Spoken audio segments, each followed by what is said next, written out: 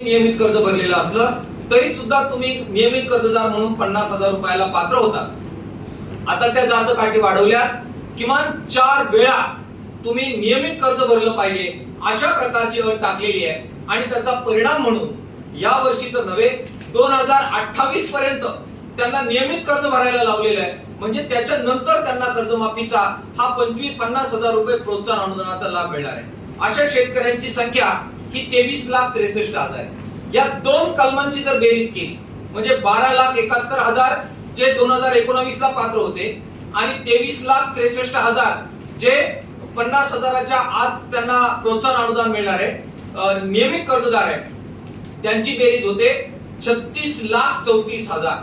म्हणजे 56 लाख शेतकऱ्यांच्या तुलनेमध्ये हा आकडा 65% शेतकरी इतका होतो।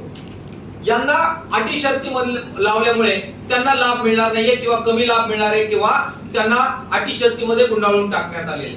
2 लाखाच्या वर जे शेतकरी आहेत त्यांना ओटीएस मध्ये टाकण्यात आलेले कर्जमाफीचा त्यांना लाभ नाहीये। म्हणजे त्यांनी अगोदर कर्ज फेडायचं आहे, मग त्यांना 2 लाखापर्यंत सरकार पैसे देणार आहे। अशा शेतकऱ्यांची संख्या सुमारे 2,90,000 रुपये 90,000 इतके शेतकरी आहेत। म्हणजे एकूण 56 लाख शेतकऱ्यांच्या तुलनेमध्ये हा आकडा परत 5% आहे।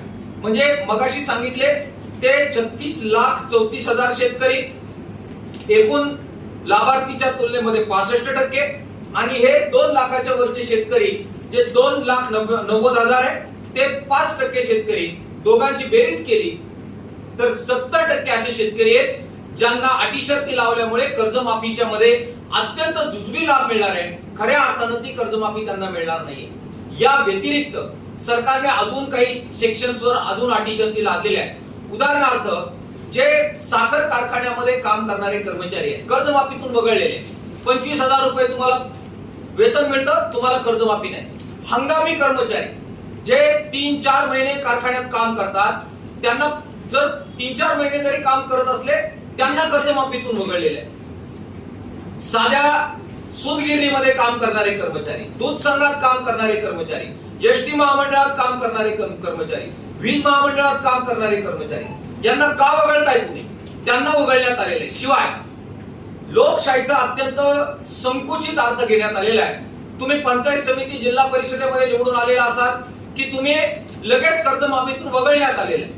रिझर्वेशनमुळे, आरक्षणामुळे गरीबातला गरीब माणूस आज निवडणूक लढवतोय आणि कोणी ठाकर समाजाचा आहे, कोणी कोळी समाजाचा आहे, कोणी आदिवासी समाजाचा आहे, दलित समाजाचा आहे, जे अत्यंत हातावरची माणसं आहेत ती त्या ठिकाणी पंचायत समितीमध्ये जिल्हा परिषदेमध्ये निवडून गेलेली आहेत।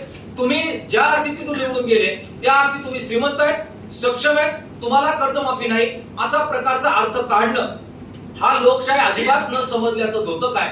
लोकशाहीचा हा खात्मा आहे आणि त्यामुळे तुम्ही यांना का वगळताय हा सरळ प्रश्न आम्हाला सरकारला विचारायचा आहे। त्याबरोबर अधिक अटी टाकलेल्या आहेत। त्यामुळे मुख्यमंत्र्यांचा हा जो दावा आहे की अटी शर्तींचा केवळ 1% लोकांना तोटा होईल, 99% लोकांना काही तोटा होणार नाही, हा दादांत खोटा जो त्यांचा दावा आहे तो आज आम्ही खोडून काढतोय।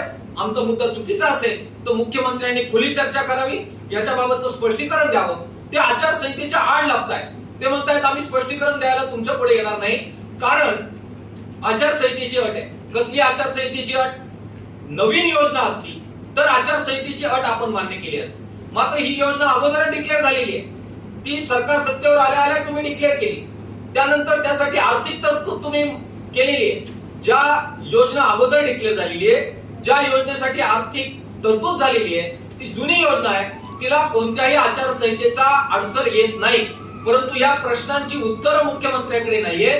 त्यांचा जो दावा आहे की 99% लोकांना त्रास होणार नाही, हा दावा त्यांना खोडून काढता येत नाहीये आणि म्हणून ते समोर यायला घाबरतायत। दत्तात्रय भरणे कृषी मंत्री यांना आम्ही हे सगळे मुद्दे मांडलेले आहेत। सरकारला आम्ही आव्हान करतोय की हे मागे घ्या, खुली चर्चा करा, निधड्या छातीनं लोकांना सामोरे या। तेथे येत नाहीये। किसान सभा गावोगाव आंदोलन करते। काल झालेल्या आंदोलनामध्ये 21 जिल्ह्यांमधून जबरदस्त अशा प्रकारची भागीदारी ही शेतकऱ्यांनी केली। शासन आदेश जाळलेले आहेत। केवळ किसान सभाच नव्हे, गावागावातील शेतकऱ्यांची पोरं पुढे येत आहेत आणि जबरदस्त आंदोलन किसान सभेच्या नेतृत्वाखाली महाराष्ट्रभर सुरू आहे। वेगवेगळे इतर शेतकरी नेते, विरोधी पक्ष हे सुद्धा या मुद्द्यावर आवाज उठवत आहेत आणि म्हणून सरकारला आम्हाला सांगायचं आहे की तुम्ही जी अत्यंत चुकीची भूमिका घेतलेली आहे ती बदलली पाहिजे.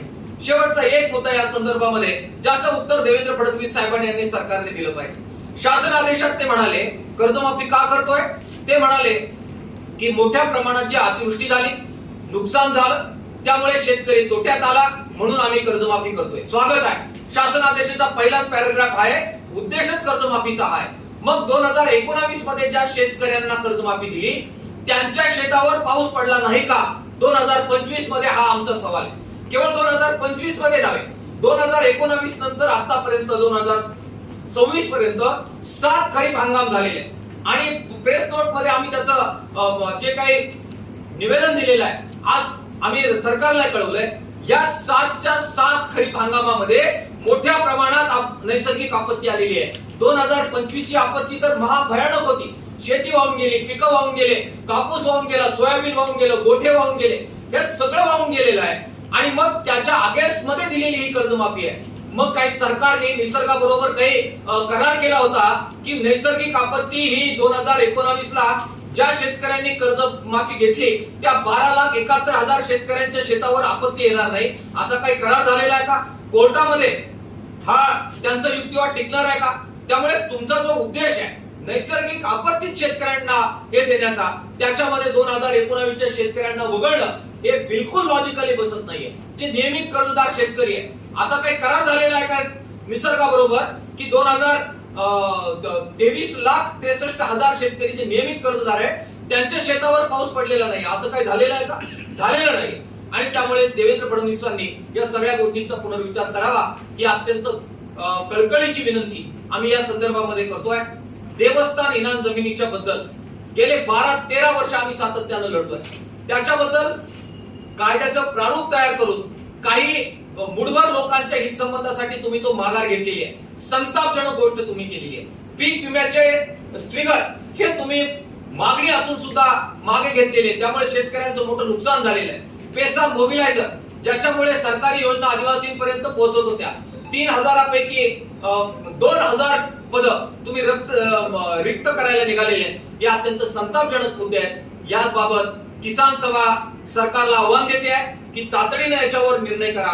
तो जर केला नाही तर सकाळी सुद्धा आम्ही कृषी मंत्र्यांना सांगितलं, ऑलरेडी आमचं आंदोलन सुरू झालेलं आहे. आम्ही मुख्यमंत्र्यांच्या निवासस्थानी वर्षा बंगल्यामध्ये आतमध्ये घुसून आंदोलन केल्याशिवाय राहणार नाही आणि संबंध महाराष्ट्रातले शेतकरी त्याच्यामध्ये भागीदारी करतील.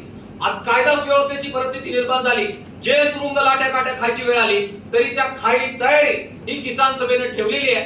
कोणत्याही परिस्थितीमध्ये याच्यामध्ये माघार होणार नाही, अशा प्रकारची भूमिका किसान सभेने यामध्ये घेतलेली आहे.